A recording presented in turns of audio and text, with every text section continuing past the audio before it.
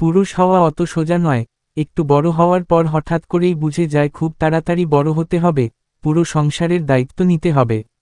ঘর বানানোর জন্য পুরুষকে ঘর ছেড়ে বাইরে যেতে হয় বছরের পর বছর, মৃত্যুর আগে অবধি হয়তো কখনো পাকাপাকিভাবে বাড়ি ফেরা হয় না।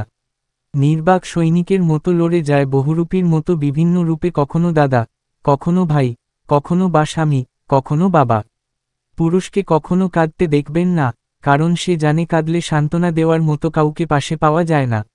বিভিন্ন কারণে যদি স্ত্রীর সাথে ঝগড়াও হয়ে যায় সে হয়তো চুপ করে থাকে বা একবেলা না খেয়ে থাকে, তবু তার কোন বাপের বাড়ি হয় না যেখানে গিয়ে সে তার অভিমানটা প্রকাশ করতে পারবে।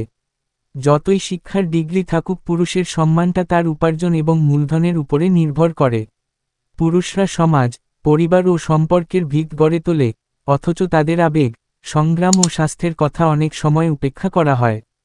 তাদের ত্যাগ, দায়িত্ব ও ভালোবাসাকে সম্মান জানাই।